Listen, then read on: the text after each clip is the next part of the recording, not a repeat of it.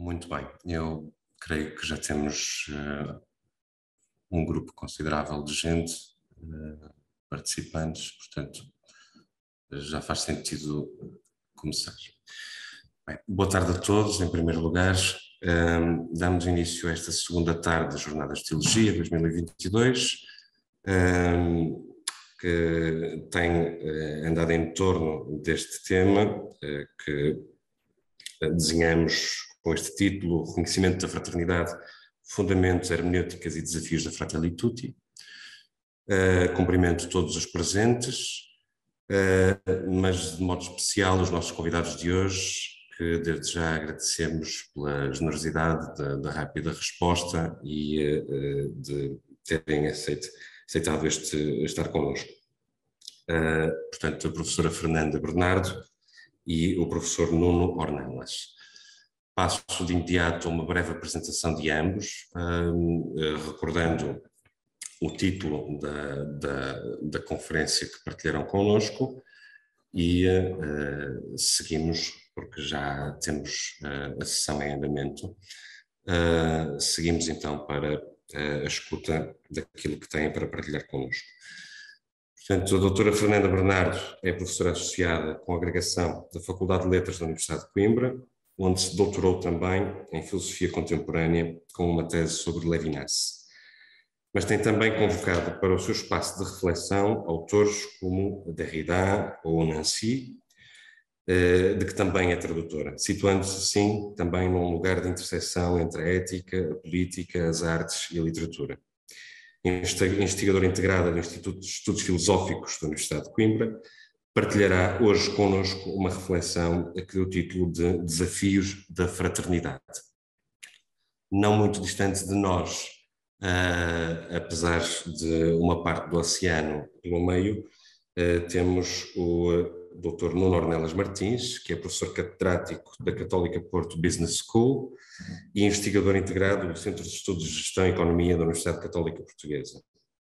Tendo-se licenciado em Economia nesta universidade, veio a doutorar-se também em Economia na Universidade de Cambridge. Tem sido um amigo próximo da nossa Faculdade de Teologia e colaborou enquanto existiu e sempre com grande generosidade com o Centro de Estudos de Pensamento Português. Hoje refletirá connosco sobre o desenvolvimento humano como ecologia integral. Eu daria em primeiro lugar a palavra à professora Fernanda Bernardo, depois ao professor Nuno Ornelas e deixaríamos para o fim eventual discussão ou questões que possam ser colocadas. Muito obrigado a ambos e desejo a todos uma ótima sessão.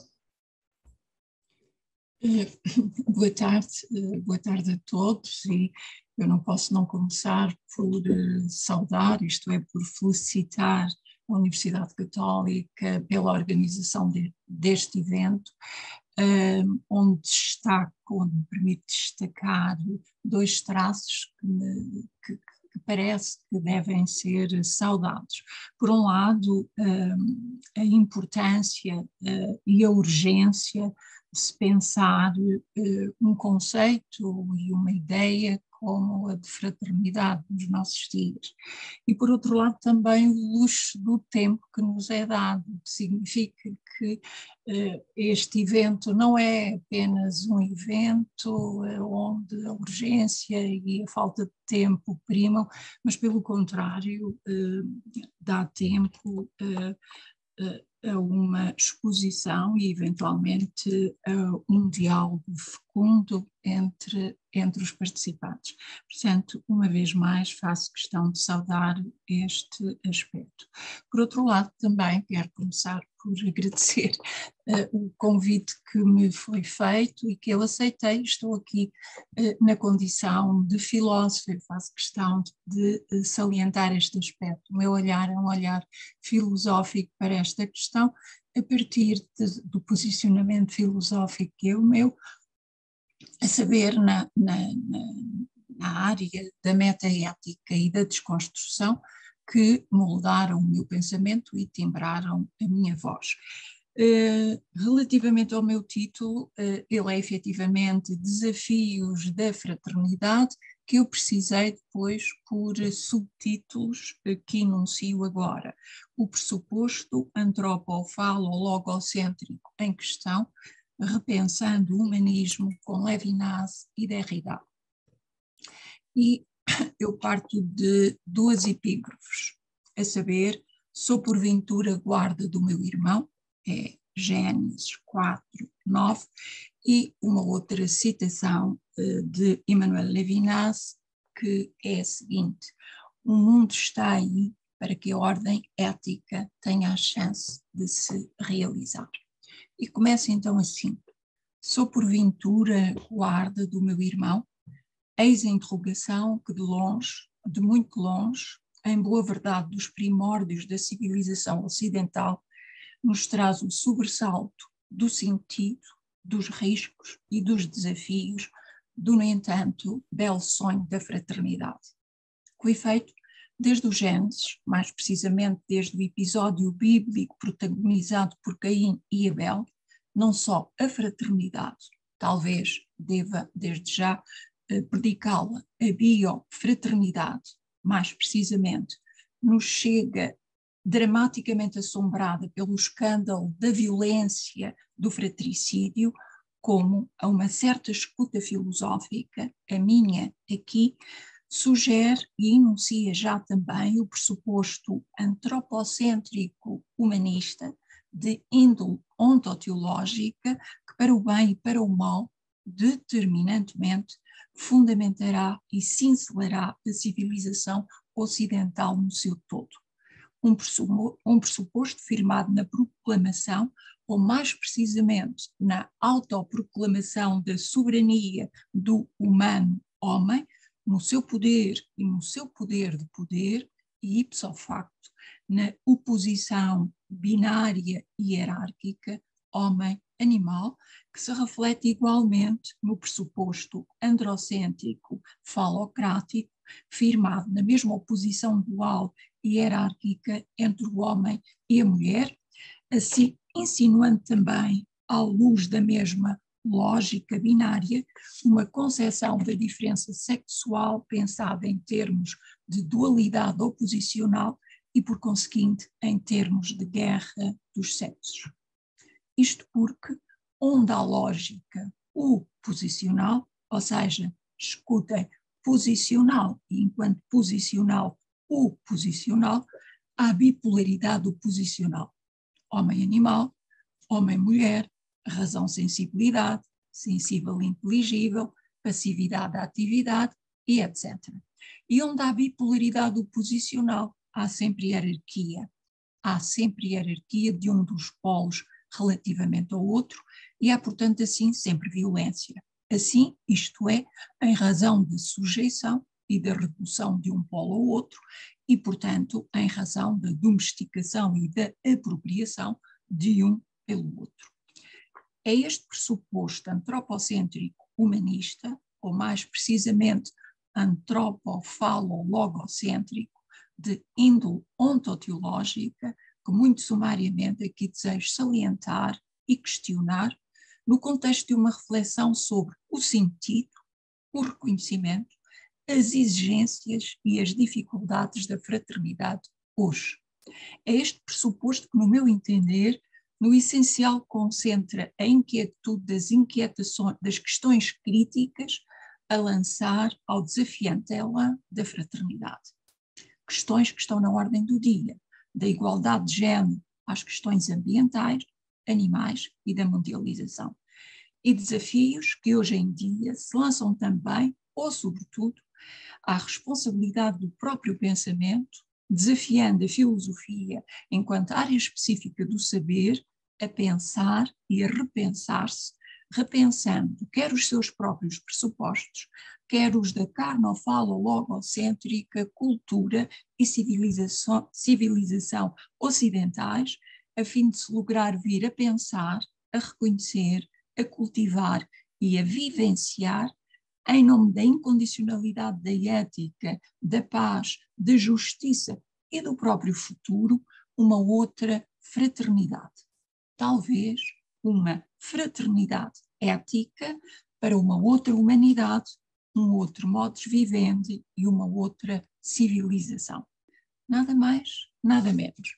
E nada mais, nada menos, porque é com toda a urgência precisamos de uma civilização ditada e cincelada pela originariedade da paz e da justiça e não pela soberba falaciosa do próprio, da propriedade e dos bens materiais. Assim, neste pressuposto e nesta intenção, lembremos para começar essa passagem bíblica que nos traz a cena originária da fraternidade de índole ontobiológica. Trata-se, como sabemos, da passagem bíblica que segue imediatamente a oferenda a Deus dos frutos da terra por Caim, o agricultor e, portanto, o sedentário, o homem da terra, ou da gleba, e a oferenda a Deus dos primogênitos do seu rebanho e as suas gorduras, por Abel, o pastor e o nómada.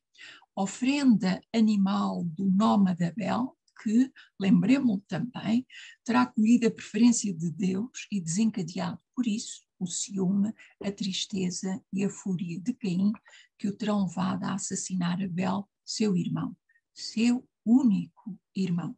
Lembremos, pois, é Gênesis 4, 8, 12. O Senhor disse a Caim: onde está o teu irmão, Abel? Caim respondeu: não sei dele. Sou, porventura, guarda do meu irmão?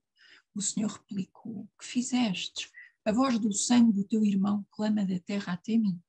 De futuro serás amaldiçoado pela terra, que por causa de ti abriu a boca para beber o sangue do teu irmão. Serás vagabundo e fugitivo sobre a terra. Gênesis 4, 8, 12.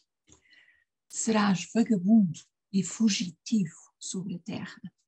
Difícil é não escutar neste veredito relativamente à criatura, ou ao finito, o ressoar de Levítico 25, 23, acerca da condição, ou em linguagem navinciana, da incondição do humano irmão, a saber, a sua finitude e, portanto, a sua condição originária de passageiro, de hóspede e de incondicionalmente obrigado ou responsabilizado.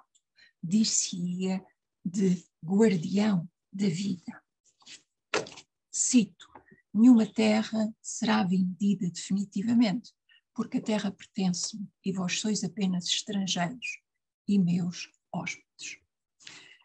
E muito sumariamente, lembremos também, não mais do que de passagem, evidentemente, que o escândalo da mesma tentação do fratricídio nos chega igualmente pela via dos outros dois idiomas matriciais da ocidentalidade filosófico-cultural, ou seja, tanto pela via da tragédia grega, protagonizada nomeadamente entre Antíoclos e Polinices, obviamente Ésquilo, os 7 contra Tebas, como pela via do mito da fundação de Roma, protagonizada por Rómulo e Remo. A verdade é que, na sua respectiva singularidade, a rivalidade feroz entre todos estes protagonistas, Abel e Caim, Antíoclos e Polinices, Rómulo e Remo, rediz o corolário que nos primórdios da tradição bíblico-abraâmica e greco-romana da civilização ocidental conjuga a fraternidade, a biofraternidade, com a violência extrema do fratricídio. Mas não é também só o temor do fratricídio que, em sede bíblica e em sede helénica, envolve a fraternidade. À luz da ideia bíblica de criação, a fraternidade é igualmente portadora da ideia de amor, de responsabilidade, de partilha, de confiança e de esperança. Com efeito, já no Antigo Testamento, em sede bíblico-judaica, portanto, desligada da consanguinidade, fraternidade designava a pertença a uma mesma família, a família humana, como atesta, por exemplo, a palavra que Abrão, e não ainda Abraão, endereça a Lot. Cito, Gênesis 13, 8. Peço-te que entre nós e os nossos pastores não haja conflitos, pois somos irmãos. Será, no entanto, sobretudo nos Evangelhos, no Novo Testamento, que a fraternidade implicava e envolvia todos aqueles que, na partilha do mesmo Pai, mas no alheamento do parentesco consanguíneo, comungavam a fé cristã. Como indica, por exemplo, a palavra de Jesus no Evangelho de Mateus 12, 48, 50. O irmão é agora o irmão universal, o irmão em humanidade, o irmão na fé. Cito: Jesus respondeu ao que lhe falaram: quem é a minha mãe e quem são os meus irmãos? E indicando com a mão os discípulos, acrescentou: aí estão minha mãe e meus irmãos, pois todo aquele que fizer a vontade do meu Pai, que está no céu, esse é que é meu irmão, minha irmã e minha mãe. Fim de citação. Não se estranhará, assim, ver também emergir a tonalidade política da ideia e do conceito de fraternidade já no Novo Testamento.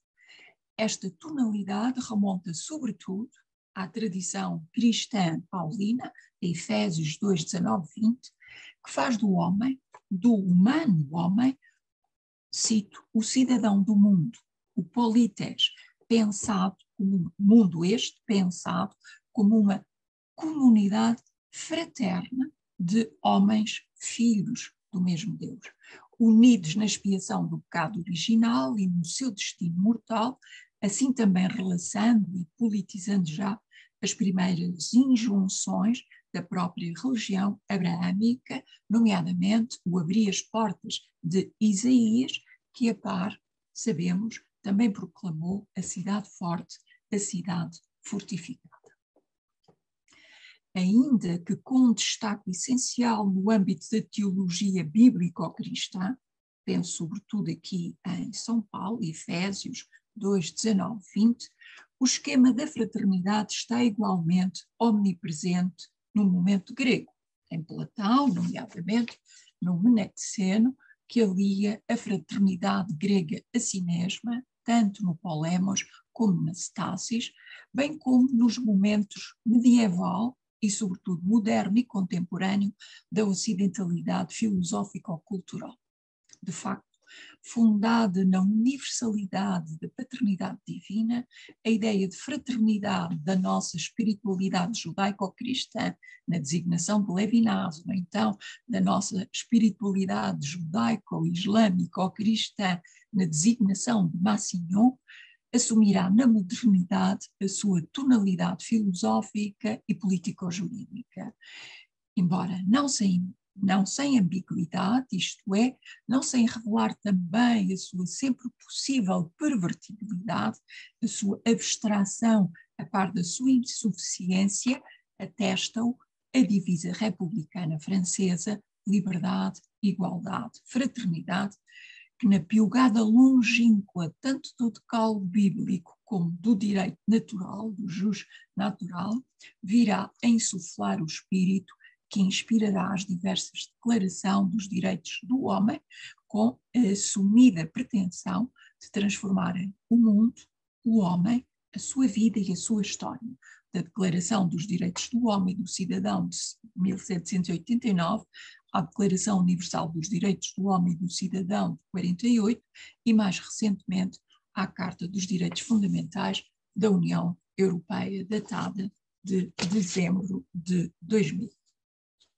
Espírito que, como muito justamente o refere Michel Vimy, apesar do seu formalismo, se pretende portador de um remédio contra as insuficiências, a esclerose e a inumanidade de um direito que, demasiado a miúdo, rompe as suas amarras com a justiça. Um espírito, o próprio espírito da dignidade, da paz e da justiça, animado, passo a citar, pelo reconhecimento da dignidade inerente a todos os membros da família humana e dos seus direitos iguais e inalienáveis, tidos, cito, pelo fundamento da liberdade, da justiça e da paz no mundo, como proclama o preâmbulo à Declaração Universal dos Direitos do Homem e do Cidadão, 1948, que citava. Um espírito Notemo-lo também, todavia, em contradição com o prevalecente princípio de soberania dos Estados-nação, soberania de índole ontológica, obviamente, o que revela que o cerne da questão é sempre, em última instância, a de como repensar a individualidade e a universalidade e a sua articulação. Dito isto, vemos assim que na sua longa história, cuja emergência e cujo perfil antropo-ontológico muito sumariamente procuramos recordar, vemos assim, dizia, a ideia de fraternidade, vemos assim que a ideia de fraternidade pode não estar necessariamente ligada à fraternidade natural, biológica, literal, genética, sexualmente determinada, para além do seu esquema dominante e, portanto, já numa certa ruptura de tradição, mas ainda na tradição, a fraternidade pode ter uma conotação espiritual, simbólica, universalista e confundir-se com a própria humanidade, denotando, neste sentido, uma humanização do homem refletida em fraternização. A história da fraternidade confunde-se, assim, com a história da própria humanidade. Pelo que meditar o sentido da fraternidade é meditar o sentido e o estatuto do humano e do humanitário. É o que na contemporaneidade se passa, por exemplo, com um filósofo como Emmanuel Levinas, 1906-1995, que, repensando, embora metaeticamente, tanto a ética como a própria fraternidade, para além da estrita consanguinidade antropobiológica, portanto, a toma por sinónimo de humanidade. Escutemo-lo. O próprio estatuto do humano, diz o filósofo em Totalité et Infini, implica a fraternidade do género humano. Fim de citação. Tendo em conta que, para Emmanuel Levinas, a ética, no sentido metaética, é o humano enquanto humano, tendo em conta que a responsabilidade é para este filósofo uma individuação, um princípio de individuação, pois o filósofo defende a individuação pela responsabilidade pelo outro, e no pressuposto da sinonimia existente entre fraternidade e humanidade, no alinhamento, pois, tanto da abstração da fraternidade simbólica como da consanguinidade antropobiológica, Difficile Liberté apresenta muito explicitamente a fraternidade ou a sua possibilidade como a própria espiritualidade do espiritual. Passo a citar. A possibilidade de uma existência fraternal é talvez a provação decisiva da espiritualidade do espiritual. Acaso a igualdade dos homens repousa apenas na ideia abstrata e geral de homem? Ou na pertença à espécie biológica do animal racional? Como se a fraternidade não definisse, antes de todas as coisas, o género humano. Fim de citação. Ainda assim, no tempo, a fraternidade simbólica não deixa de, implícita ou subjacentemente, estar sempre ligada ao esquema da fraternidade biológica e literal que pressupõe. E nestes termos, para além de ligada ao parentesco e à virilidade do congénere, a fraternidade também esquece, denega, subalterna ou silencia uma parte significativa desta mesma humanidade, a parte feminina.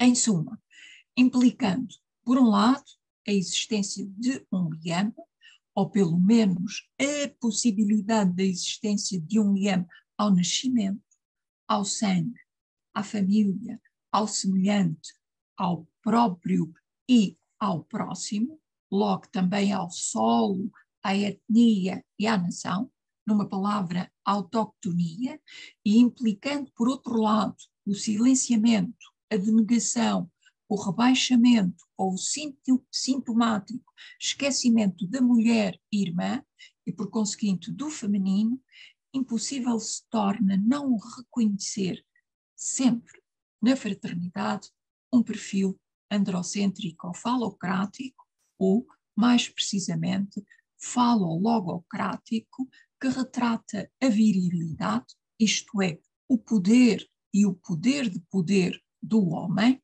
do humano homem, em correlação com o ideal ou a paixão do próprio, do semelhante, do mesmo, do um e do uno, da união ou da reunião e, portanto, no risco das violências, da totalidade e do totalitarismo. Daí os riscos, os perigos e os limites impensados e aparentemente insuspeitos da aparentemente simpática noção de fraternidade.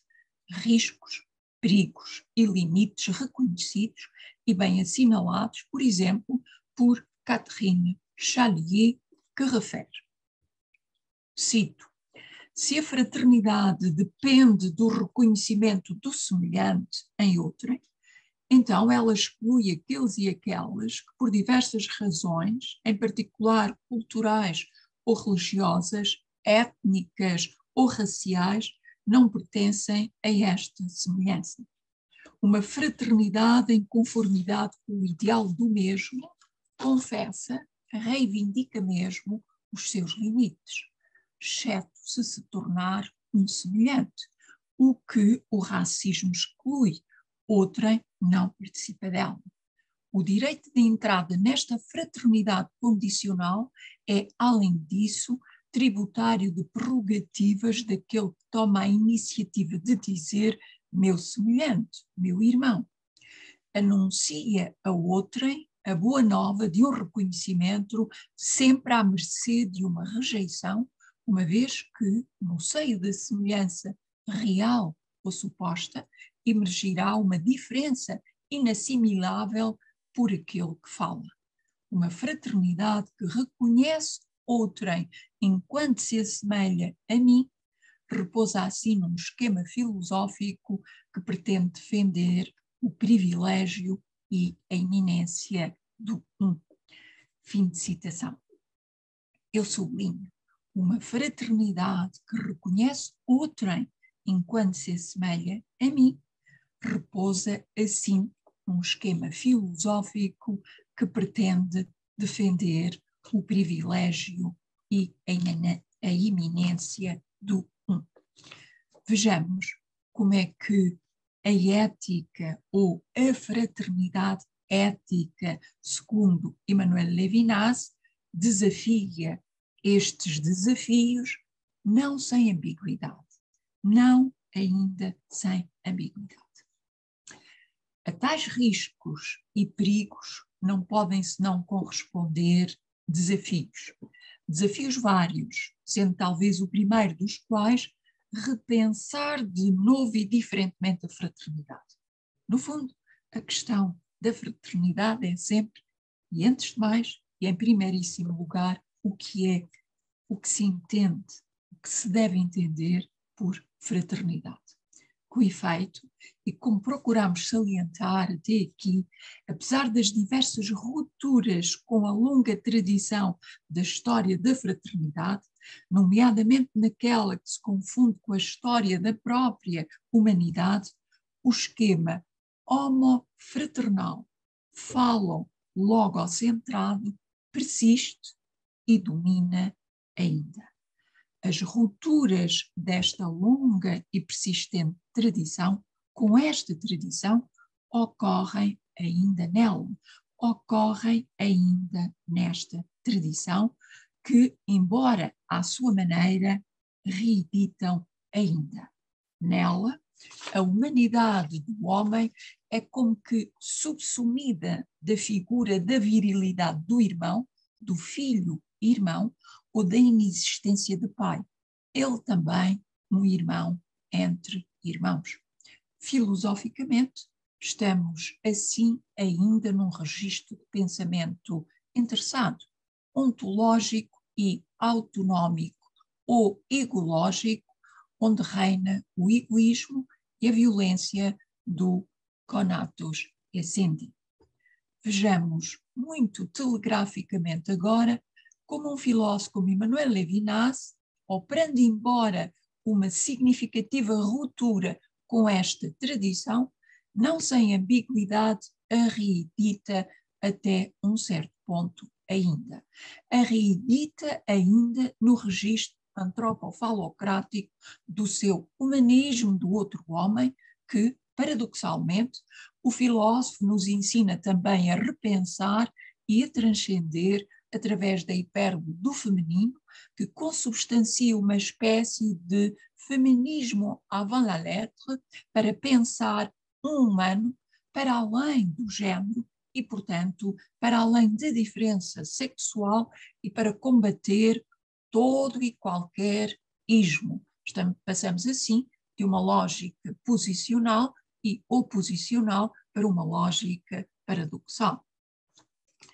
E Emmanuel Levinas opera uma significativa ruptura com a tradição na tradição, ou seja, ainda na tradição, ao romper tanto com a tradição da fraternidade antropobiológica como com a tradição da fraternidade simbólica universal.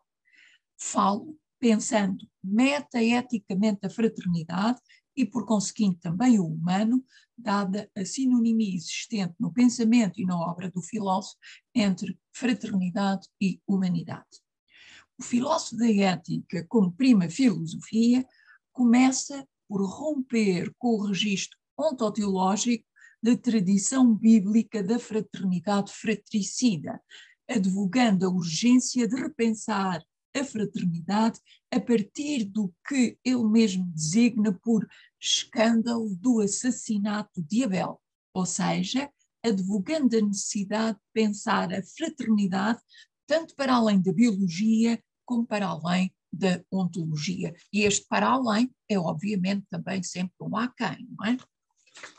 Cito Levinas, Caim, diz o filósofo em diálogo com François Poirier, não é o irmão de Abel. A verdadeira fraternidade, e o filósofo grafa fraternidade entre aspas, a verdadeira fraternidade deve fundar-se depois do escândalo deste assassinato, que é um assassinato de estrangeiro. A verdadeira fraternidade é a fraternidade pelo facto de o outro me dizer respeito. É enquanto estrangeiro que ele é meu irmão. Página 109. O que é dizer, notemo, que a fraternidade, a verdadeira fraternidade, nas palavras de Levinas, não se explica mais pelo parâmetro da semelhança e, portanto, do idêntico, da identidade do nó própria e da igualdade, mas sim pelo parâmetro da estranheza da alteridade absoluta, ou seja, separada ou outra, que o filósofo pensa e nos dá a pensar através do filosofema rosto, visage, que não é Deus ou um Deus, mas que é no mundo o lugar onde Deus, o Deus das religiões positivas, se revela ou, de acordo com o título do próprio filósofo, nos vem à ideia. E, rastro de transcendência da alteridade, o rosto é a expressão não de uma soberania, mas da mais extrema vulnerabilidade, da altura e da enigmaticidade, isto é, da estranheza. Expressão que, eclongico do não matarás, na míriade das suas manifestações, é um apelo lançado ao eu, à obrigação da resposta responsável do eu, que, nesta relação heteronómico-dissimétrica de face a face, assim se vê eleito pela responsabilidade para a responsabilidade. Eleição que, desenhando a cena da individuação metaética nesta relação de face a face entre duas singularidades absolutas, ou seja, separadas, desenha para Levinas a originariedade da fraternidade. Uma fraternidade ética que se confunde com a experiência da própria individuação ética ou humana. Em Levinas, o humano é sinónimo de ético no sentido de ético-metafísico ou sinónimo de justo. Cito Levinas de Totalité et Infini, que é uma das grandes obras do filósofo, datada de 1961. Que todos os homens sejam irmãos não se explica pela sua semelhança, nem por uma causa comum de que eles seriam efeito. A paternidade não se resume a uma causalidade à qual os indivíduos participariam misteriosamente e que determinaria, por um efeito não menos misterioso, um fenómeno de solidariedade.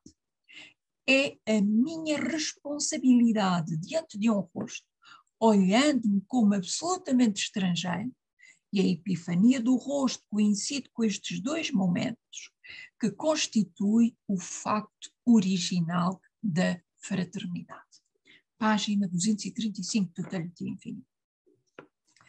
E a fraternidade ética, pela qual e segundo a qual o eu acolhe outrem, seja ele quem for, pelo qual é incondicional e infinitamente responsável, ou seja, do qual é guardião, assim responde Levinas à interrogação ou à injunção que nos vem da originariedade bíblica, da cena original da fraternidade bíblica.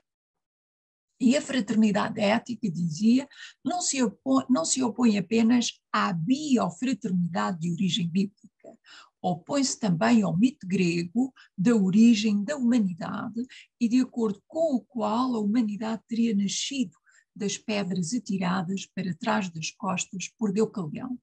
Agora, para Levinas, o humano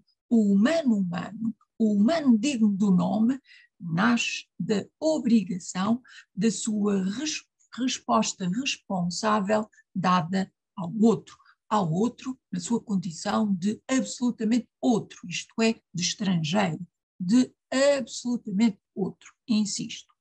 Da incondicionalidade da resposta responsável dada ao outro, resposta responsável ou amor. Amor sem concupiscência, de acordo com a interpretação levinasiana da máxima cristã que me apraz lembrar aqui. Ama o próximo como a ti mesmo, e que Levinas interpreta nestes termos: ama o próximo, esse amor és tu mesmo. Eis como Levinas nos diz em Totalité et Infini, que cito: o próprio estatuto do humano implica a fraternidade e a ideia do género humano.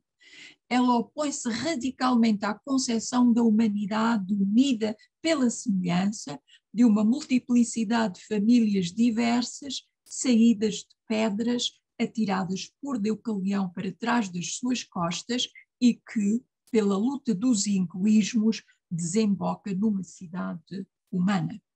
A fraternidade humana tem, assim, um duplo aspecto. Implica individualidades cujo estatuto lógico não se reduz ao estatuto de diferenças últimas no género. A sua singularidade consiste em referir-se cada uma a si mesma. Desculpem. E implica, por outro lado, a comunidade do Pai. É preciso que a sociedade seja uma comunidade fraterna para ser à medida da retidão, da proximidade por excelência, na qual o rosto se apresenta ao meu acolhimento. O monoteísmo significa este parentesco humano, esta ideia de raça humana que remonta à abordagem de outrem no rosto, numa dimensão de altura, na responsabilidade por si e por outrem. Fim de citação, Totalité et Infini, página 236. Assim repensa Levinas a fraternidade biológica e simbólica em termos metaéticos e, por conseguinte, em termos meta-ontoteológicos. A fraternidade é agora a sujeição, a aproximação e a obrigação anárquicas infinitas do outro.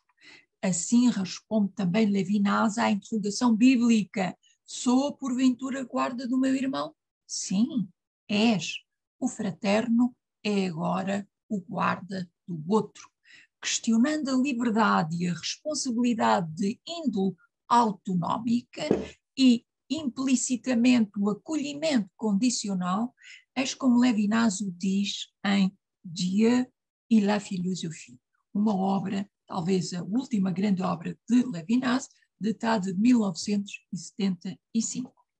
Cito: a fraternidade biológica humana, pensada com a sóbria frieza keynesca, não é uma razão suficiente para que eu seja responsável de um ser separado.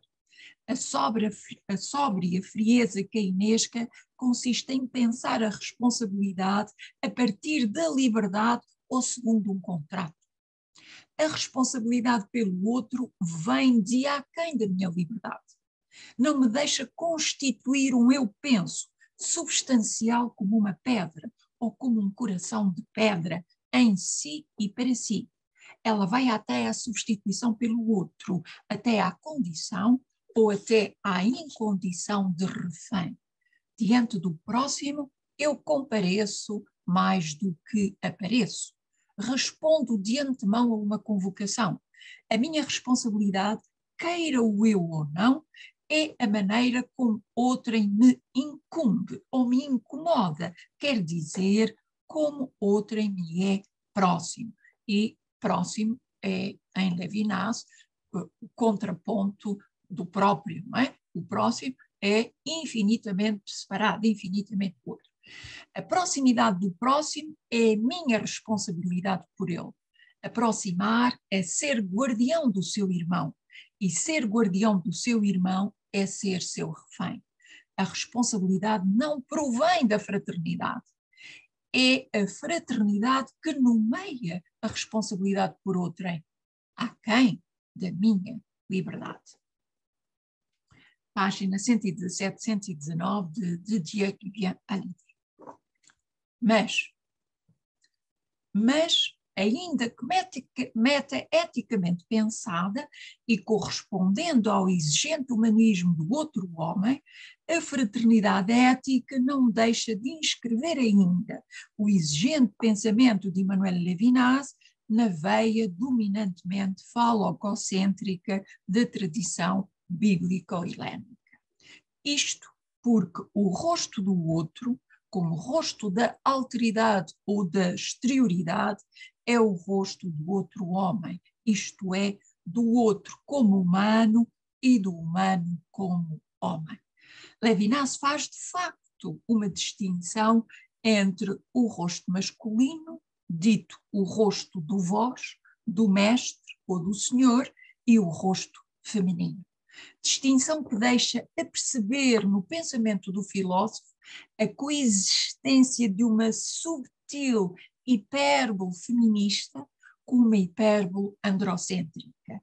Coexistência que revela que a ruptura levinasiana com a tradição se faz ainda no seio dessa mesma tradição.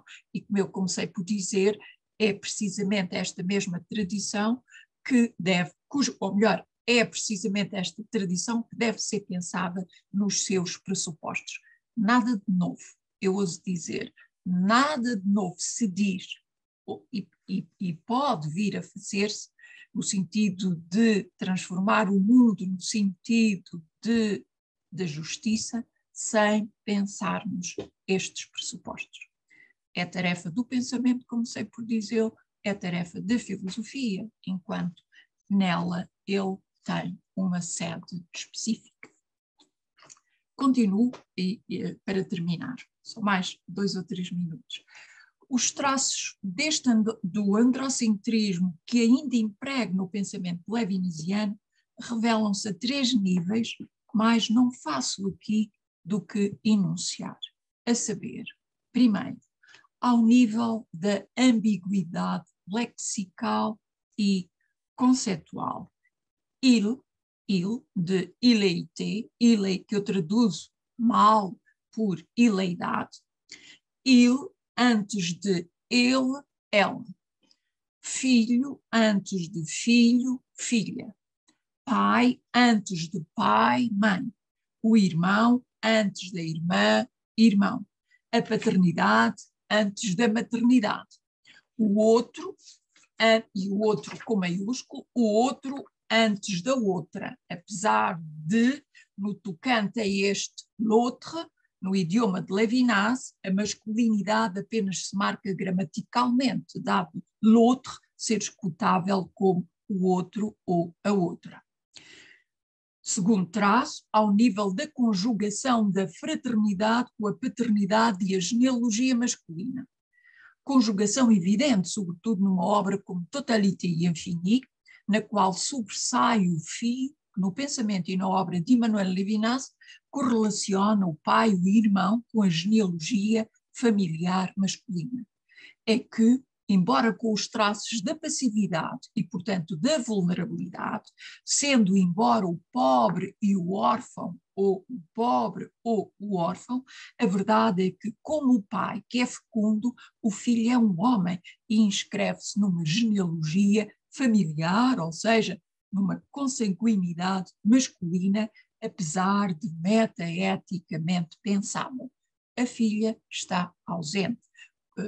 Derrida, a propósito da estrutura de uma obra como Totalité et Infini, dirá que está fora de questão pensar que ela poderia ter sido escrita por uma mulher. Portanto, além de que Levinas é, no contexto da ocidentalidade filosófica, um dos raríssimos filósofos que assumiu a sua masculinidade, isto é, que assumiu escrever como um homem, o que dizer isto não é indiferente. Terceiro traço, ao nível da ambiguidade dos traços do feminino. E é aqui que a questão para nós, para a nossa questão, a questão da fraternidade se coloca. Ambiguidade na qual é vislumbrável, a par de uma hipérbole androcêntrica, uma hipérbole feminista ou, como eu gosto mais de designá-la, feminina. É sabido, o pensamento levinasiano do feminino varia no decurso da sua obra. Vai da condição de categoria do ser, em Dieu créa la femme, em Difficile Liberté, e de posição excepcional na economia do ser, de Tem l'autre, de 1948, portanto anos 40, a acolhimento hospitaleiro por excelência, Totalité et Infini, e a maternidade, mas maternidade sem maternalismo, ou seja, a maternidade pensada antes e para além do biológico, como um acolher, um suportar por excelência e com uma própria significância da significação. Aqui deter-nos-emos apenas numa muito breve análise do feminino em Totalité et Infini, cuja ambiguidade salientaremos a partir do confronto entre o rosto feminino e o rosto masculino, ou magistral, ou voz. Conotado com o tu da familiaridade e avessa à altura e à responsabilidade, e, portanto, à verticalidade da apologia e à promessa da escatologia, excluindo assim quer o vós, quer o terceiro, o feminino revela-se a condição de possibilidade da separação e, portanto, do ateísmo, ou seja, daquilo que Levinas designa por ateísmo, o ateísmo da individuação, da reafirmação da ipsidade ou do si mesmo, da intimidade e da habitabilidade da casa e, portanto, enquanto tal, o feminino parece configurar a primeira revelação de outrem. Ou seja, parece revelar-se a condição de possibilidade, quer do recolhimento do eu separado, portanto, quer da ipsidade, quer da revelação da própria alteridade. Cito Levinas numa passagem de Totalité et Infini, página 161, 165 e 166. O acolhimento do rosto, escreve aí o filósofo, produz-se de um modo original, sublinho, de um modo original, na doçura do rosto feminino, onde o ser separado pode recolher-se e graças à qual ele habita e na sua morada realiza a separação. A habitação e a intimidade da morada, que torna possível a separação do ser humano, do ser humano supõe assim uma primeira revelação de outro. Supõe assim uma primeira revelação de outro. E o outro, cuja presença é discretamente uma ausência e a partir da qual se realiza o acolhimento hospitaleiro por excelência que descreve o campo da intimidade, é a mulher. A mulher é a condição do recolhimento, da interioridade, da casa e da habitação. Fim de citação. Por outro lado, para além da problemática correlação existente entre feminino, mutismo, animalidade, infância e irresponsabilidade, estou a pensar sobretudo nos parágrafos La Demeure e Phénoménologie de l'air rose, de totalité e infini, a destituição ou a privação relativamente ao masculino e ao rosto masculino, o vós, caracteriza o feminino. O rosto feminino, ou muito simplesmente o feminino, passo a citar, não é ainda a transcendência da linguagem, não é o vós do rosto, é sociedade sem linguagem, é linguagem sem ensino, é linguagem silenciosa, é entendimento sem palavras, é refratário à sociedade, é expressão no segredo. Em suma, passo por cima de uma citação de Totalité e Infini, da página 297, passagem esta que tem toda estas citações que caracterizam o rosto feminino pela destituição.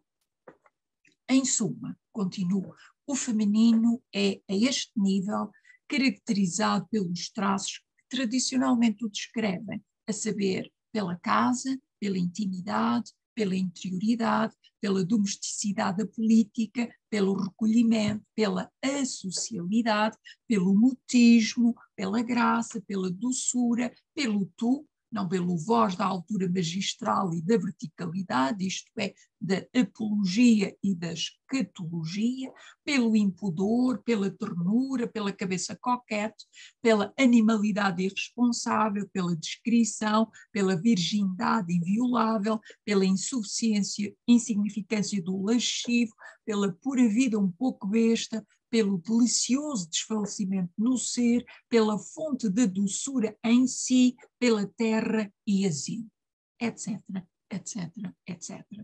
Tudo traços passíveis de estarem tradicionalmente ligados ao ponto de vista androcêntrico.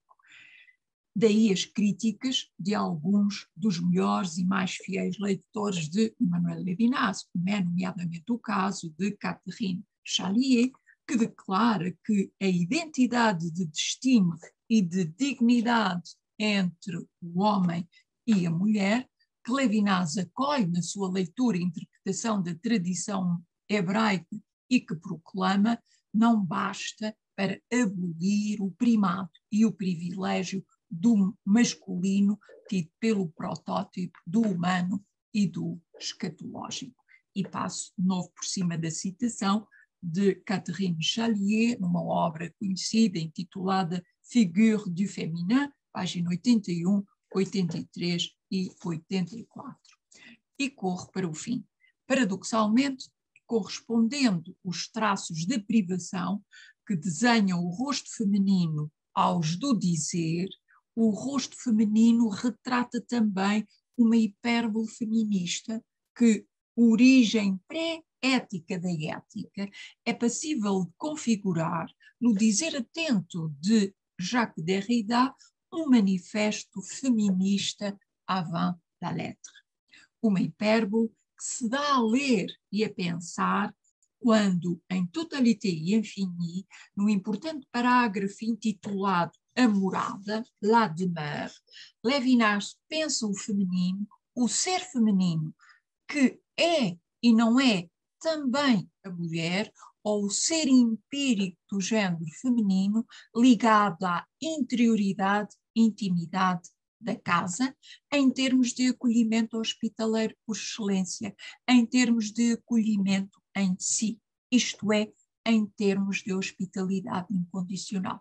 O feminino é aqui sinónimo de hospitalidade incondicional, isto é, uma hospitalidade heteronómica, isto é, uma hospitalidade absoluta, absolutamente originária, se não mesmo pré-originária, configurando assim aquilo que Derrida designa pela origem pré-ética da ética. Em Derrida, dilo em Le Mot d'Accueil, página 83. É assim, e só assim, que reportada a interioridade, intimidade da casa, pensada como acolhimento incondicional, o feminino não se vê reduzido à domesticidade da casa em termos tradicionais, isto é, em termos de hegemonia falocrática, em termos de interioridade, intimidade doméstica, asocial e a política como receptividade e sensibilidade, por oposição ao homem definido pela exterioridade, pelo fora de casa, pelo mundo, pela vida pública, pelo trabalho, pela economia, pela racionalidade. Semelhante redução esqueceria que o feminino, com modo de ser discreto e secreto, não é aqui uma figura empírica e que tais traços não descrevem o feminino ou a mulher por oposição ao homem. Aqui, nesta outra vertente da ambiguidade do feminino, os traços tradicionais do patriarcado falocrático classicamente descrevem a mulher, a saber, a descrição, o pudor, o retraimento, o mutismo, a fuga da luz e do saber, o mistério, a doçura, etc., apontam antes para o silhuetar de uma exterioridade absoluta e prévia relativamente à oposição dual masculino-feminino. Uma exterioridade que não passa afinal de outro nome da alteridade absoluta, prévia e matriz, ou condição de possibilidade das próprias diferenças. Diferenças em si mesmas, não mais puras ou unas, mas já enquanto efeitos do feminino afetadas e heterogeneizadas pela alteridade feminina ou no feminino na sua condição de outro, do absolutamente outro, do rosto como voz. Uma longa citação de Emmanuel Levinas, páginas 166, 167, que não vou ler agora, consubstancia, parece-me, esta ideia. Nestes termos, a incondição do feminino ecoa na incondicionalidade da sua hospitalidade. É ela que questiona e desmorona o ismo de todos os ismos, de todo e qualquer feminismo, ao mesmo tempo que realça uma certa femininidade universal, anterior à própria diferença sexual, uma vez que o feminino é assim como que o outro, do absolutamente outro. Isto porque o feminino precede e excede a própria diferença sexual. Está para além da oposição binária, homem-mulher, para além da lei do género, para além da representação antropomórfica do sexo, permitindo assim configurar uma espécie de manifesto feminista avant la lettre. Isto porque é a partir do feminino, como o próprio feminino, que Levinas define o acolhimento da hospitalidade absoluta que, à partida, tanto caracteriza o pensamento e a racionalidade como a subjetividade ou a humanidade. Portanto, o humano é hospitalidade, o humano é refém deste outro, absolutamente outro, consubstanciado ou configurado por este feminino que se define por este gesto, por esta incondição de hospitalidade incondicional. E termino. Em suma, pensado em termos de acolhimento hospitaleiro por excelência, o feminino ditaria, inspiraria e estruturaria agora uma subjetividade humana. Ela é talvez o maior desafio lançado ao desafiante elan da fraternidade e ao seu alcance no plano do humanitário e dos diversos domínios do instituído, do religioso ao social, ao económico, ao político, ao jurídico, ao técnico-científico e ao artístico. Termino. Muito obrigada pela vossa atenção. Muito obrigado, professora. De imediato passo a palavra ao professor Nuno Ornelas e eventuais questões ou algum diálogo deixamos para o final, certo? Muito obrigado. Obrigado, professor Nuno, também. Passo a palavra. Muito obrigado, José Pedro. Gostava de agradecer à Faculdade de Teologia o convite para estar aqui presente. Para mim é sempre um enorme prazer estar nas atividades da Faculdade de Teologia, nesta e noutras em que já participei. Espero que depois da riquíssima apresentação da professora Fernanda Bernardo não seja um choque muito grande mudar para o tema da economia, tendo em conta que o próprio Levinas, penso eu, escreveu um texto, salvo erro, em 1987 sobre socialidade e o dinheiro. Talvez, se ele próprio achou que o tema era interessante, pode ser que não seja tão desinteressante assim, por comparação com o estudo do próprio Levinas. Portanto, o tema sobre o desenvolvimento humano e a ecologia integral. O que é que eu queria tratar aqui hoje?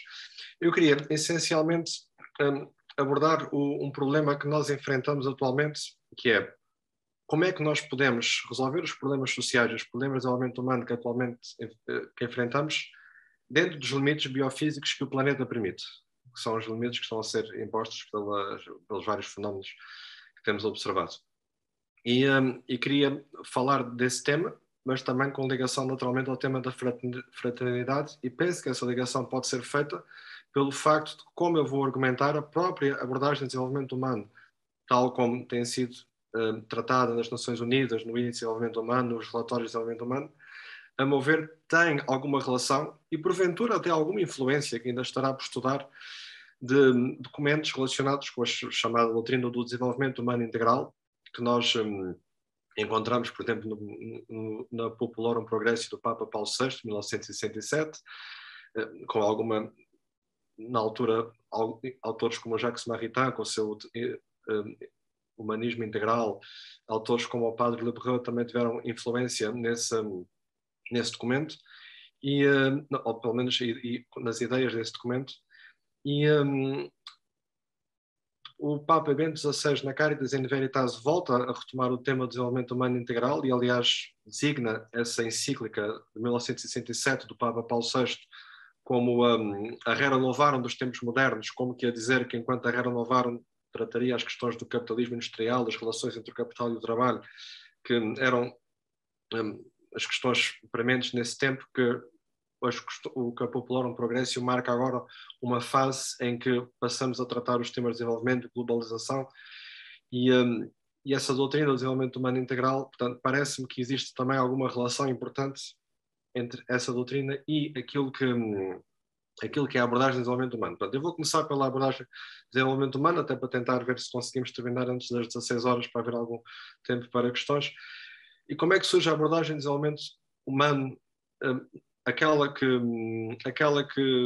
nas Nações Unidas é adotada no Programa das Nações Unidas para o Desenvolvimento Humano e que é, por vezes, nós designamos como abordagem secular, por oposição à abordagem da doutrina social da Igreja, que será uma abordagem já não secular do desenvolvimento humano.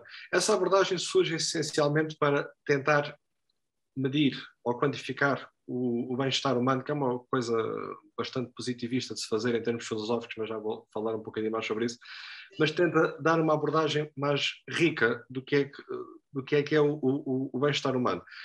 E tenta ir contra as abordagens que eram dominantes na economia na altura, e que ainda são, para dizer a verdade, pesem muito o trabalho que o professor Amartya Sen fez para tentar rebater essa abordagem.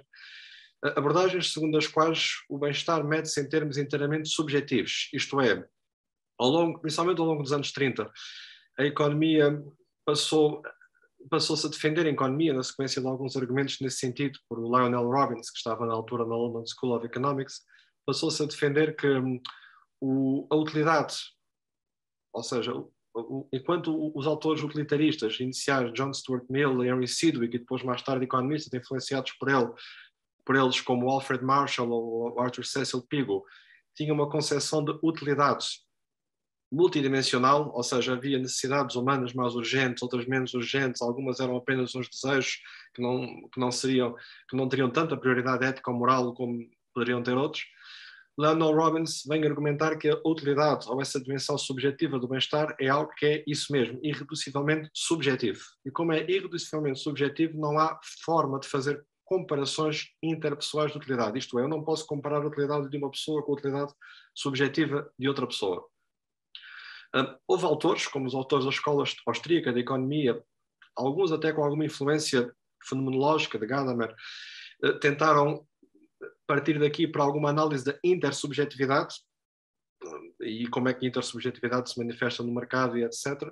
Mas a corrente principal da economia partiu por uma análise muito quantificada e matemática destas coisas, ou seja, partiu-se do pressuposto, e o Paul Samuelson, em 1947, é que dá a tónica que será dominante na economia durante todo o século XX, partiu-se do pressuposto que as preferências, sendo algo irreducivelmente subjetivo, é algo que só se pode revelar no mercado, nos preços dos bens, deste modo quantitativo. E a economia acabou por também influenciada, consciente ou inconscientemente, pelo positivismo lógico, por seguir um caminho de facto, separar factos e valores e tentar fazer uma avaliação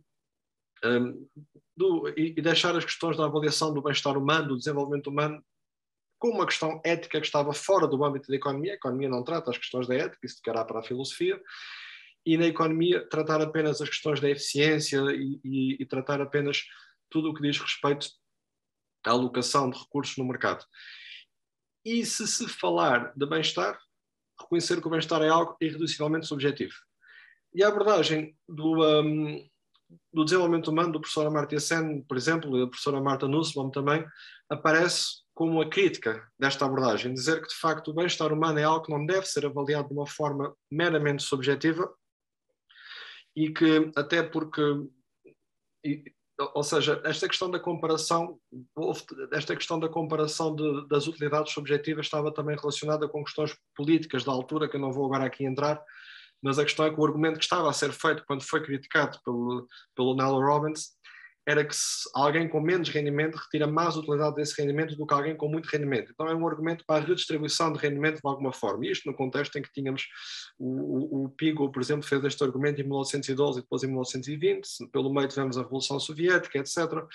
E, portanto, havia sempre alguma preocupação na economia, principalmente nos Estados Unidos, em tudo o que pudesse soar socialismo, etc. E, portanto, com isso acabou-se, por assim dizer, por purgar a economia de algumas questões que não tinham nada de comunismo ou de stalinismo, mas que poderiam ter essa suspeita, e acabou-se por tentar tornar a economia uma ciência matemática neutra, sem valores. Ou que os valores, quando eu digo sem valores, é que os valores não são aí discutidos, são tomados à partida como algo que é discutido noutras áreas. Portanto, não vou entrar por esta parte, esta discussão, que isto é uma questão da história de pensamento económico, que agora não é para que nos levaria demasiado longe do tema da fraternidade. Mas apenas dizer que, de facto, a abordagem do desenvolvimento humano aparece como crítica desta ideia de que o bem-estar humano é algo irreducivelmente subjetivo e sobre o qual não podemos dizer nada. Isto é, o que se vai começar a defender é que é possível, de facto, dizer algo de normativo, mesmo no domínio da economia, que isso é importante para tentar chegar a alguma conclusão sobre o que é que devem ser as próprias políticas económicas, que elas serão melhor formuladas também devem em conta a questão da distribuição, e não apenas tomar os preços como algo de dado e irredutível. Esta questão de tomar os preços como algo de dado e irredutível, por exemplo, choca logo com toda a doutrina dos escolásticos, seja autores franciscanos, dominicanos, jesuítas, que trataram a questão do preço justo e a justiça na transação, o Tomás de Aquino, Duns Scotus, etc. Portanto, a economia, de facto, a dada altura, o que a abordagem do desenvolvimento humano vem dizer é que deixou-se de lado estas questões e é preciso uma base para retomá-las. A base foi fundamentalmente aristotélica, a dada altura, se bem que o professor Amartya Sen acabou por se basear mais no Adam Smith numa fase posterior, mas inicialmente a base era aristotélica e era uma ideia de desenvolvimento humano enquanto nesse sentido das funcionalidades humanas e num sentido, a filósofa Martha Nussbaum, que era um especialista em Aristóteles, é que trouxe fundamentalmente esta dimensão aristotélica. E esta abordagem foi bastante influente, isto é, nós temos hoje em dia o Índice de Desenvolvimento Humano, o Programa das Nações Unidas para o Desenvolvimento, de facto, a reclamar-se herdeiros desta abordagem, se bem que com uma certa tendência para recair em algum positivismo, porque às vezes parece que a preocupação com calcular o indicador exato para calcular o índice de desenvolvimento humano, os índices de pobreza humana, etc., essa parte matemática às vezes acaba-se por superpor a mais reflexão, como aquela que originou esta abordagem, a nível dos fundamentos da abordagem de desenvolvimento humano. E a expressão que é utilizada, potencialidades humanas, ou seja, nesta abordagem de desenvolvimento humano, o desenvolvimento é visto como uma expansão das potencialidades humanas. E esta expressão, potencialidades humanas, a expressão em inglês human capabilities, não tem tradução em português, os nossos colegas franceses usam capability e resolveram introduzir um neologismo para designar esta expressão. Nós em Portugal tendemos a traduzir por potencialidade, até porque está em linha com a raiz aristotélica do conceito.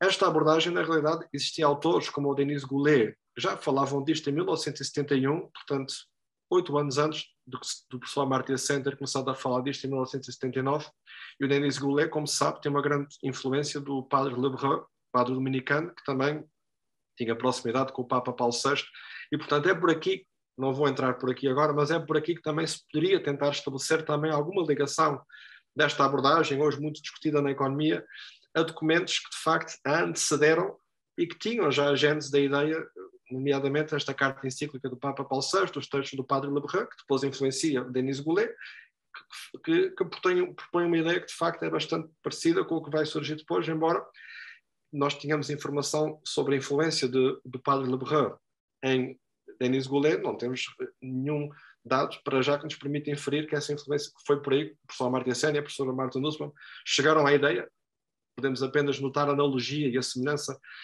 entre as ideias. Portanto, o resultado disto acabou por ser uma abordagem multidimensional do que é o bem-estar, saindo da tal abordagem inicial da economia que não tratava destas questões por entender que isto era província da filosofia e que não os devia tratar. Eu com isto não devo dizer que a economia também que tenha que roubar temas à filosofia, digo apenas que parece-me positivo que vá dialogar mais com a filosofia e aprender mais um pouco, em vez de dizer apenas que as questões normativas são província da filosofia e nós economistas não tratamos disto, que foi basicamente a proposta positivista que vigorou durante grande parte do século XX em economia. E passando agora às questões ecológicas, nos problemas ecológicos nós temos hoje em dia um problema muito parecido com o que tivemos na análise do bem-estar, isto é, neste momento quando fazemos a avaliação do impacto ambiental, em economia nós fazemos a avaliação desse impacto em termos das preferências subjetivas, ou seja, valorizamos os recursos naturais, e a própria palavra recurso já está a indicar alguma instrumentalidade da natureza, tal como a expressão capital humano dá a ideia de alguma instrumentalidade do ser humano. O professor Amartya Sen refere sempre que prefere dizer human capability em vez de human capital, precisamente para dizer que o desenvolvimento humano é também um fim em si mesmo e não apenas um meio para melhor performance económica. Mas nós, quando fazemos, estava eu a dizer, as avaliações de impacto ambiental, continuamos a usar os preços de mercado dos bens, preços que refletem utilidades subjetivas. E mais do que isso, quando nós não temos mercado no qual determinados recursos naturais sejam transacionados, o tipo de avaliação que se faz é, traduzindo por miúdos, é uma coisa tão simples como perguntar às pessoas quanto é que estariam dispostas a pagar por aquele recurso, para tentar inferir quais são as preferências subjetivas, chamada avaliação contingente. Mas o problema com esta abordagem é que os processos biofísicos, a natureza não quer saber das nossas preferências subjetivas. E, portanto, podemos estar a valorizar coisas com uma lógica que é completamente incompatível com o que seria necessário de acordo com os processos biofísicos. Ou seja, pomos a economia a funcionar com determinados valores, preços das coisas, que não correspondem aos valores que seriam compatíveis com a regeneração de sistemas ecológicos. E, portanto, este problema, de facto, de um subjetivismo irredutível, em que as preferências são reveladas no mercado, mas depois essa revelação é tratada de um modo positivista em que apenas inferimos o valor a partir daí, sem alguma reflexão, no caso dos seres humanos, sobre os processos de desenvolvimento humano, no caso dos processos ecológicos, sobre a natureza dos processos biofísicos, acabamos por ter uma valorização quantitativa na economia que pode não ser, só por coincidência, encaixaria exatamente nos valores, que encaixaria exatamente no tipo de avaliação que precisaríamos para os problemas que enfrentamos atualmente. Nomeadamente, o problema de como responder aos problemas sociais dentro dos limites biofísicos que existem no presente. E existe também aqui uma questão adicional que se levanta, que é a concepção do humano na economia. Porque a partir do momento que eu defino as preferências como irreducivelmente subjetivas, sou obrigado, o que acontece na economia, a definir o ser humano em função das suas utilidades subjetivas, ou seja, a ação humana é explicada a partir daquilo que são as suas motivações irredutivelmente subjetivas. Mas ao fazer isso, eu acabo por, sempre que quiser falar de relação entre seres humanos ou fraternidade, acabo por ter que derivar essa fraternidade a partir de uma interação de agentes egoístas. Ou seja, o que se faz muitas vezes em teoria de jogos ou noutras abordagens é partir do pressuposto que o ser humano tem determinados interesses subjetivos e às vezes podem não ser egoístas. Por exemplo, um filósofo que faleceu recentemente, Derek Parfit, em Oxford, demonstrou também que, recentemente, quer dizer, foi em 2017, portanto já lá vão 5 anos, mas demonstrou que isto pode acontecer também mesmo que haja motivações altruístas. O problema é uma concepção em termos atomicista da sociedade, ou seja, se eu pensar que o ser humano é um ser atomizado e quiser derivar tudo o que tem a ver com a relação humana a partir dessas preferências subjetivas, acabo por mesmo que queira explicar a relação e a fraternidade, explicar sempre como uma espécie de subproduto de ações motivadas apenas individualmente e não relacionalmente. E é aqui que parece-me que a abordagem de desenvolvimento humano, tal como existe, precisa de ser significativamente expandida. E uma fonte de inspiração para essa expansão seria precisamente seria precisamente a concepção que nós encontramos do desenvolvimento humano integral. Isto é, o Papa Bento XVI, por exemplo, quando escreveu Caritas in Veritas, falou de algo que também já estava noutros documentos da Igreja, da ideia da Trindade como uma comunidade relacional e como modelo para a sociedade. Ou seja, uma coisa que os meus colegas que sabem mais sobre a doutrina social da Igreja do que eu, dizem-me que uma característica importante da Caritas in Veritas é que a categoria da relação passa a estar mais fortemente presente por comparação com outras categorias, como natureza, que poderiam estar mais presentes noutra fase. Não quer dizer que haja aqui uma quebra, é apenas uma questão talvez de ênfase. Mas essa questão do ser humano como um ser relacional, o ser humano como um ser que é, à partida, relacional, e não um ser no qual se vai explicar a relação como um subproduto das suas relações enquanto ser maximizador da utilidade ou o que for, que é como acaba por ser pressuposto em economia, essa concepção relacional, e aqui podem-se estabelecer certamente pontos com a apresentação anterior da professora Fernanda Bernardes e com a questão que o Levinas trata do rosto do outro e também do modo como ela colocou, que eu achei extremamente interessante, talvez por ignorância minha, não tinha isso presente, ou certamente por ignorância minha, a questão desse princípio de individuação que é usado. Porque quando nós partimos de questões de uma concepção relacional da sociedade, o problema que se coloca a seguir, então, qual é o problema, como é que vamos fazer a individuação?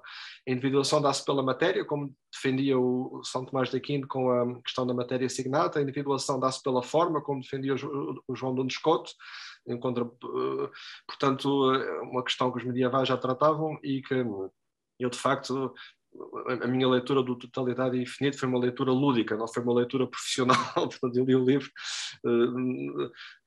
da tradução das edições 70 da Biblioteca Contemporânea de Filosofia por prazer, portanto não tenho obviamente a atenção a estas questões e nem este profissionalismo que tem a professora Fernanda Bernardo, e seria natural que tivesse muitas falhas, mas parece-me que de facto que pode haver aqui alguma ligação também com essas questões.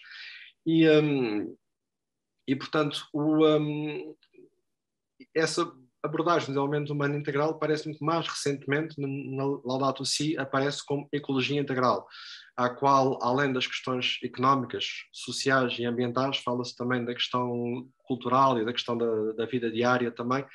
Portanto, parece-me que o integral continua lá, ou seja, integral no sentido, não, no caso do desenvolvimento humano integral, no sentido de um desenvolvimento pleno da pessoa humana, não apenas desta caricatura atomizada, caracterizada por uma procura incessante de maximização da utilidade, portanto, um desenvolvimento integral do ser humano, também quem entenda que o integral também significa de todos os povos, e provavelmente tem as duas conotações, no caso do desenvolvimento humano integral, mas agora, colocado como ecologia integral, a categoria da relação aplica-se também aos outros seres vivos. E parece-me que a abordagem do desenvolvimento humano, tal como tem sido tratada, está neste momento em que ficou estabelecida como uma abordagem muito influente na economia. O próprio Banco Mundial, nas suas análises de pobreza, já usa indicadores multidimensionais que foram influenciados pelas Nações Unidas e pela abordagem do desenvolvimento humano, mas parece-me, como sempre acontece com qualquer doutrina que começa a entrar na ortodoxia, a entrar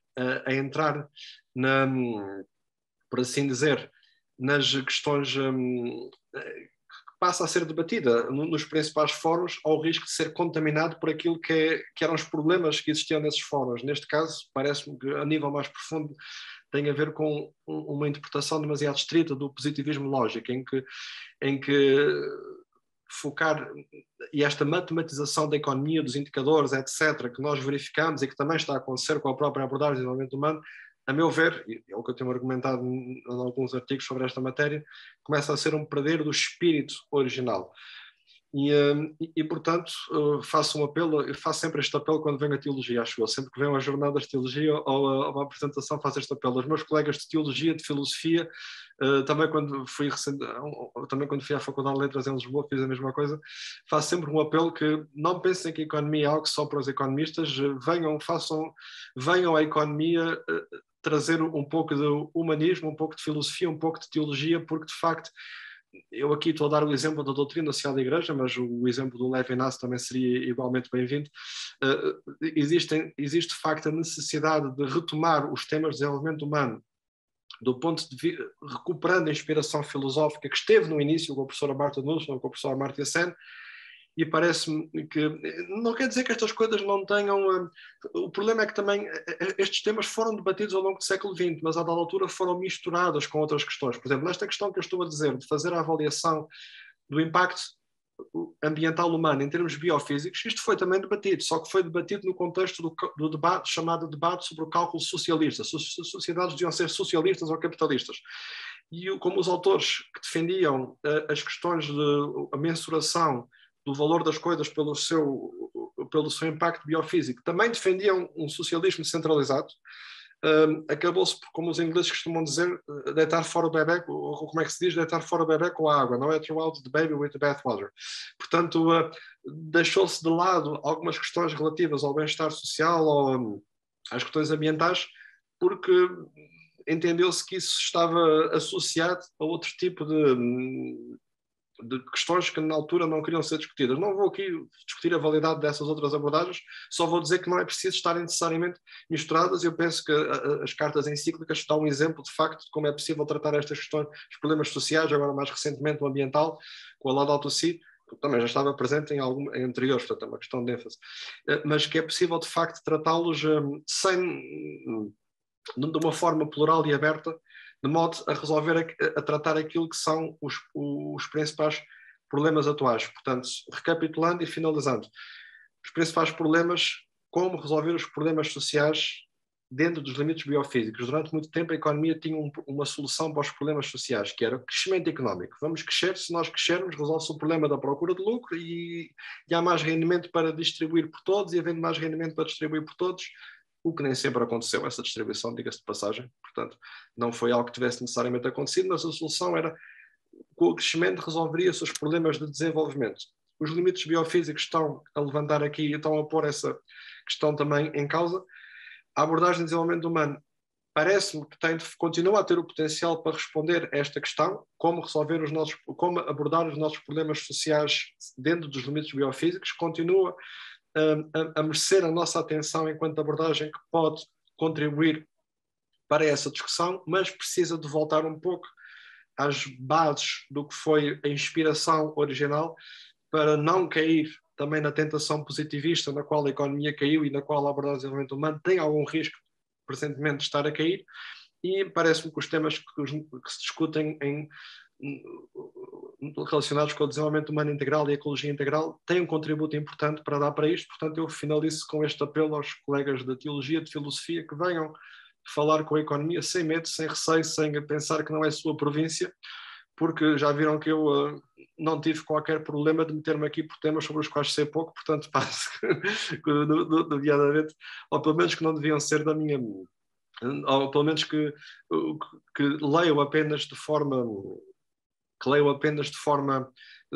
por gosto e não de forma profissional, em muitos casos, que será a economia e alguma parte da filosofia será apenas nessa área que farei dessa forma, mas acho que é necessário de facto mais algum diálogo nessa frente e finalizo com esse apelo. Muito obrigado.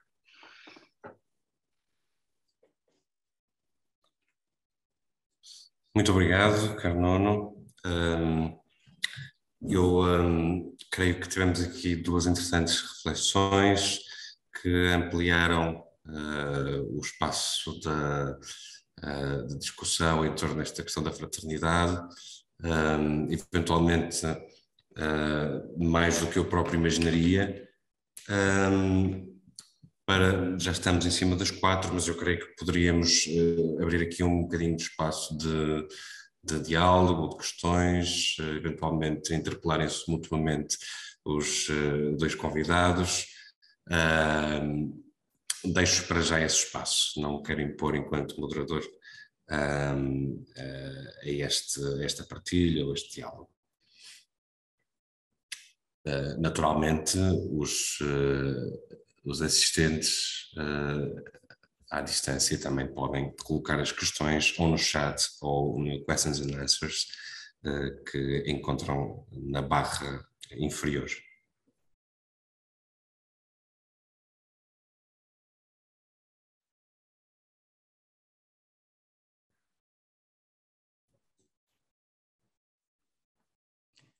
Eu posso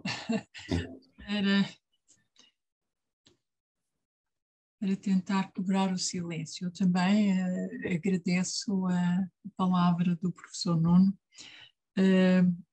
e o desafio para manter ainda esta palavra, o desafio que ele deixa à filosofia.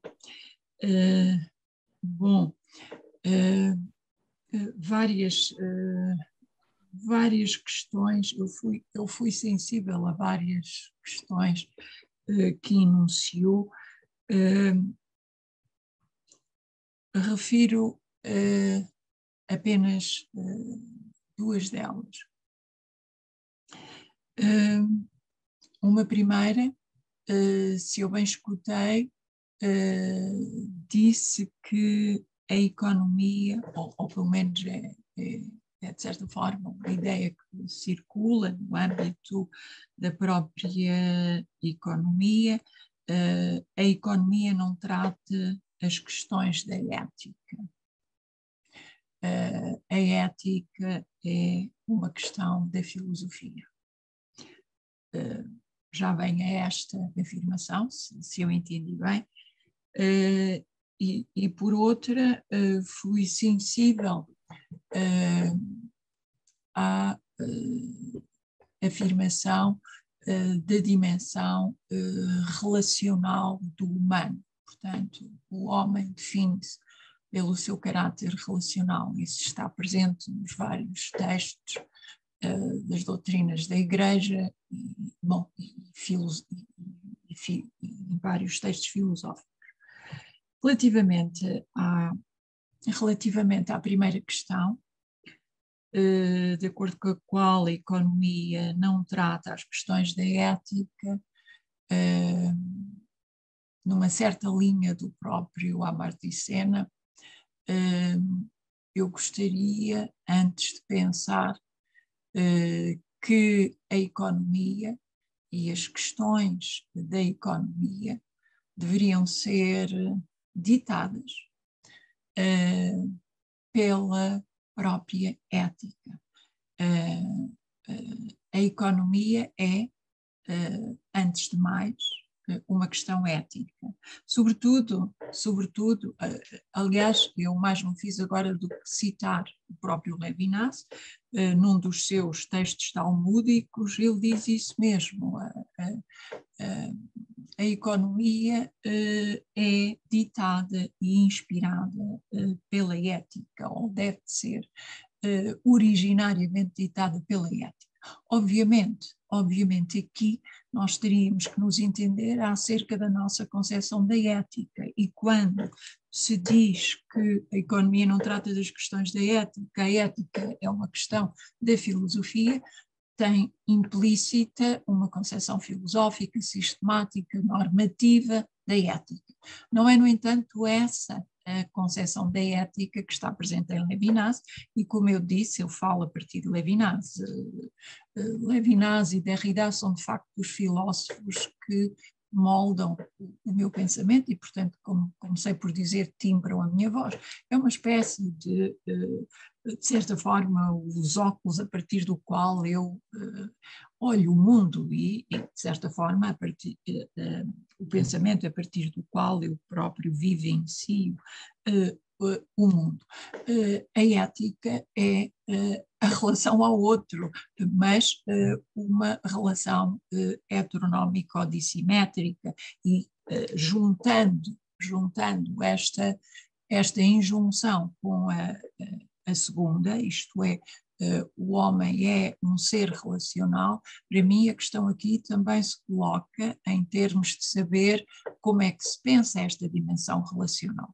E esta dimensão relacional pode pensar-se a partir da fraternidade, pensada precisamente como responder diante do outro, e pelo outro, pela sorte, pelo destino do outro. Portanto, por exemplo, ao nível da hermenêutica, ao nível das filosofias dialógicas e tantas outras, o homem é um ser relacional, mas essa dimensão relacional não desconstrói a sua dimensão autonómica e, portanto, a crença na soberba da sua propriedade, da sua mesmidade, da sua identidade una, em suma, da sua dimensão soberanista, quer dizer, um soberano, um sujeito que se pensa a si próprio em termos de unidentidade, também se relaciona com outrem. A questão é se a relação não é primeiro. Quando nós dizemos que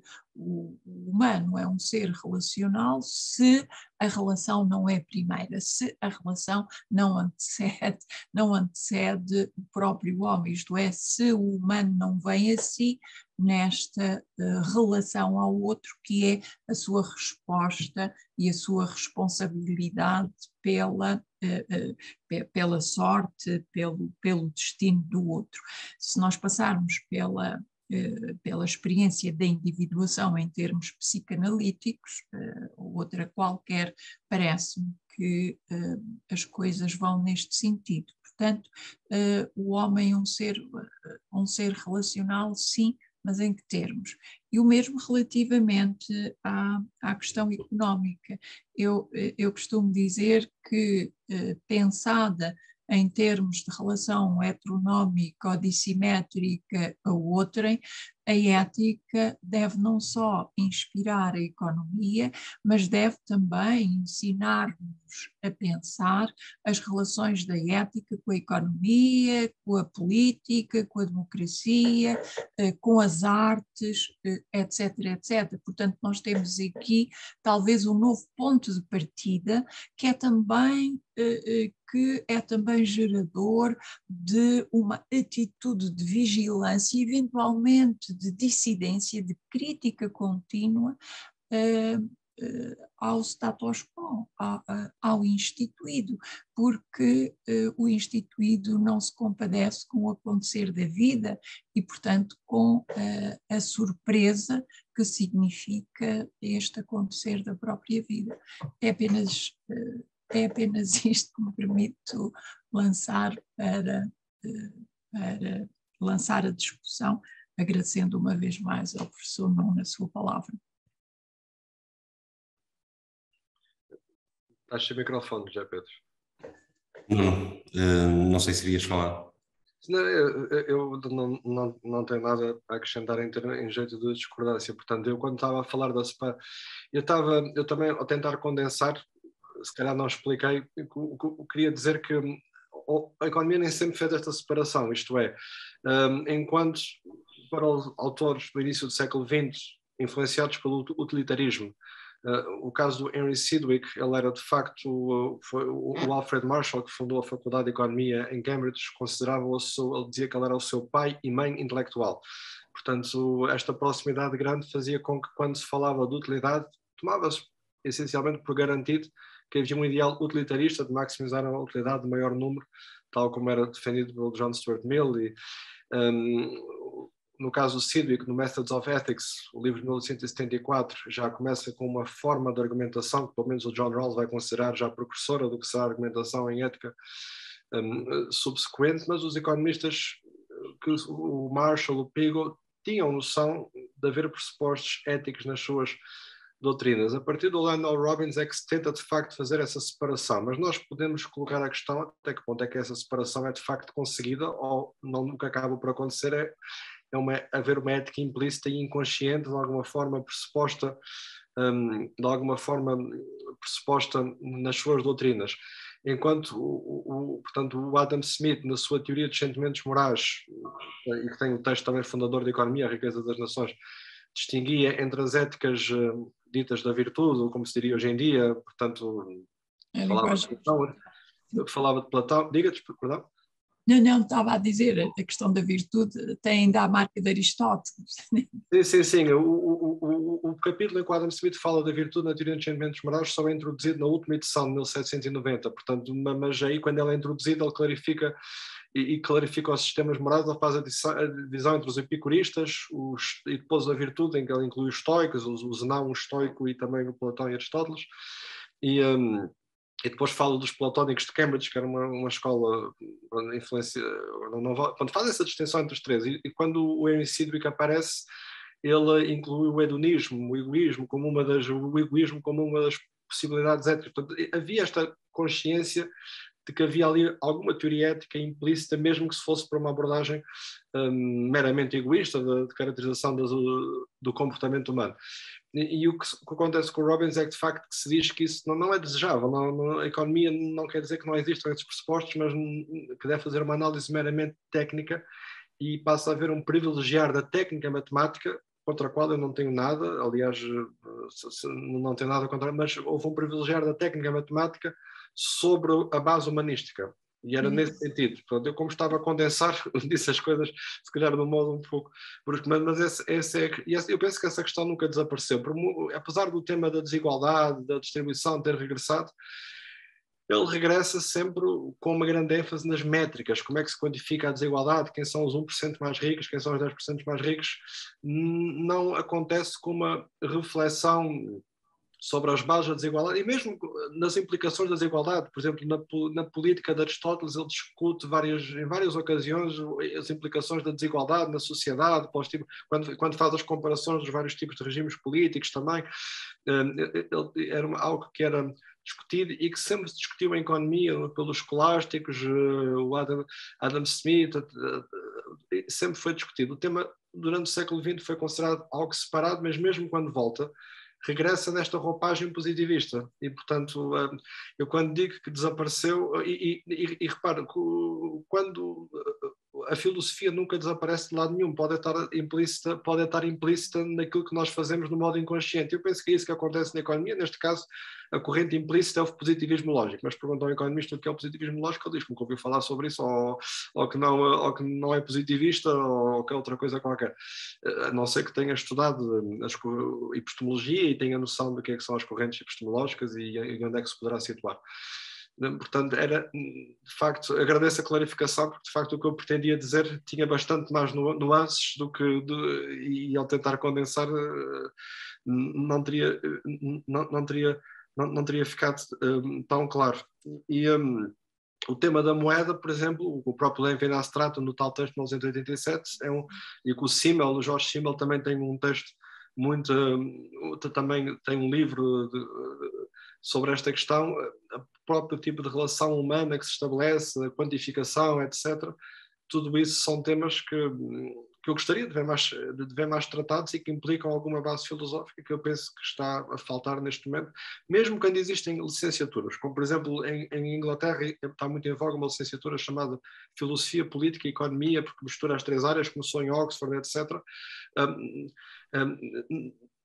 Eu penso que é um projeto extremamente interessante e eu penso que as três coisas devem ser discutidas em conjunto, mas por exemplo em Inglaterra, os casos que eu conheço, a economia da economia positivista e a filosofia, às vezes a filosofia analítica, sem hermenêutica, sem fenomenologia, e a política também é uma ciência política que é quase aqueles análises de modelos de votos, portanto acaba por ser tudo positivista na mesma. Portanto tem a ver com o modo como se faz as coisas também. Claro, e daí a necessidade de repensar os pressupostos de todas essas áreas do saber e de encontrar um pensamento norteador sem ser dogmático e dogmatizável. Parece uma questão, talvez no âmbito da economia, um economista contemporâneo como o Marc Guillaume contraria um pouco essa visão positivista que de uma certa forma ainda, um certo economismo, como eu costumo dizer, que impera ainda na economia, o que lhe parece. É o Marc Guillaume uma voz assaz singular na economia hoje? Mas eu não percebi o nome da pessoa que está a referir, perdão. Marc Guillaume. Marc Guillaume. Não, assim, eu conheço melhor o meio anglo-saxónico. Sim. Estados Unidos e no Reino Unido, etc. Portanto, talvez possa ter alguma influência noutros meios que não esse. No meio anglo-saxónico, seja meu conhecimento, pode ser ignorância minha, de facto não será algo que, se formos ver as principais publicações, os principais que vá de facto surgir. E eu estou também aqui a ver, eu peço desculpa, eu hesitei um bocado a responder porque eu estava a responder e estava ao mesmo tempo a ver que temos uma pergunta no chat também para responder. E suponho que seja mais dirigida a ti, está tudo. Se dada uma organização, empresa deverá ter como obrigação gerar lucros para distribuir para os seus trabalhadores, como gerir, na perspectiva da fraternidade, as situações em que um ou outro trabalhador coloca em causa o desempenho global e a sustentabilidade de todos, e o mesmo se algum trabalhador colocar em causa algum tema da ecologia integral. O tema não é necessariamente para mim, porque eu vou responder, mas o tema não é necessariamente para mim, porque eu penso que é um tema que tem a ver com questões que, em última análise, são normativas, e lá está, poderia caber também poderia caber na área de filosofia, mas esta ideia da empresa ter como obrigação gerar lucros, isto vem de um artigo do Milton Friedman, que diz que a responsabilidade social da empresa é gerar lucros. Existe muito essa ideia desde esse tempo, mas é uma ideia, eu pessoalmente não concordo com a ideia, naturalmente, mas a questão da distribuição dos lucros, por exemplo, na economia da comunhão, etc., é outro tema que também é colocado. Resta saber, aqui a questão, há aqui questões que podem ser de facto mais, que podem se colocar a nível, eu não vou conseguir responder brevemente, mas vou tentar, ou seja, vou responder insuficientemente porque não tenho tempo para mais. Mas eu posso falar em distribuir lucro. Claro que o lucro é um rendimento variável e, portanto, quanto mais eu colocar como lucro, também ou seja, eu posso, por um lado, aumentar salário, isso é o rendimento que tem estabilidade, posso, por outro lado, distribuir mais o lucro, mas então, assumindo mais risco, também terei que ter um modelo de governação da empresa mais comparticipado, porque a pessoa, se vai receber, a pessoa, ao estar a correr risco, portanto, também tem que ter alguma voz na sua representatividade. Isto é, na Alemanha, as comissões de trabalhadores, por exemplo, têm algum papel na cogestão. Aqui nós temos o exemplo em Palmela da Volkswagen, em que temos alguns ecos desse modelo alemão, que tem as raízes também na chamada social-democracia alemã, já há largas décadas. Portanto, a pergunta se uma empresa deverá ter como obrigação gerar lucros para distribuir pelos seus trabalhadores, sim, se tiver um modelo também em que eu penso que mais do que receber o lucro, o trabalhador também tem que ter também deverá ter a responsabilidade de co-participar nessa gestão da empresa. Isto é, penso que é bom associar o retorno ao risco e, portanto, a pessoa vai receber retorno, mas também tem que poder participar naquilo que são as decisões do modo mais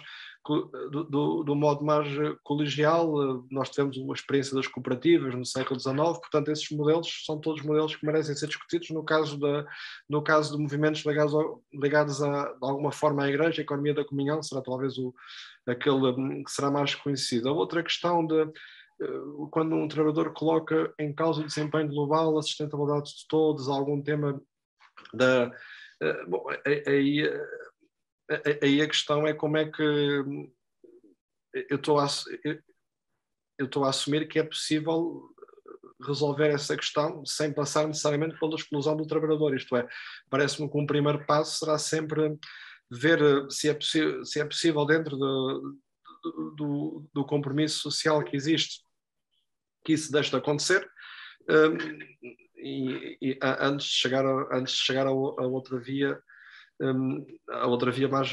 mais drástica. Este já é um tema mais de gestão. Este tema também é mais de gestão, mais para os meus colegas de gestão do que propriamente de economia, porque o que eu estou aqui a responder são mais princípios genéricos, não necessariamente a questão da gestão, mas penso que as questões são estas, isto é, eu penso que existe uma responsabilidade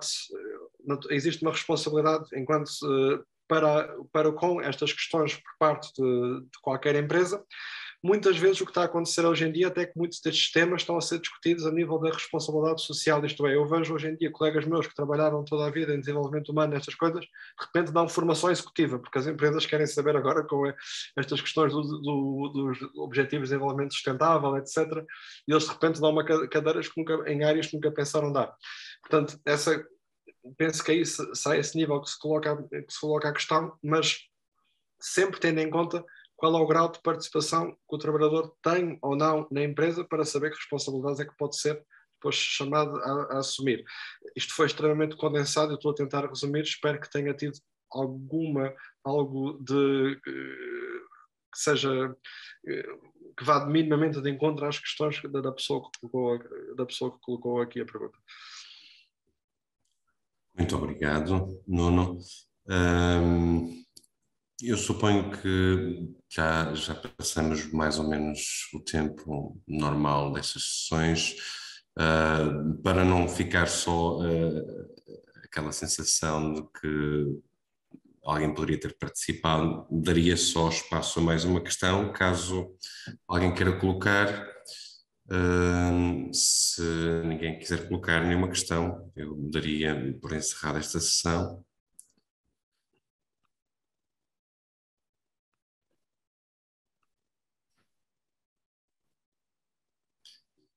Suponho que também quem quisesse colocar já poderia ter eventualmente formulado a questão no chat ou no questions and answers.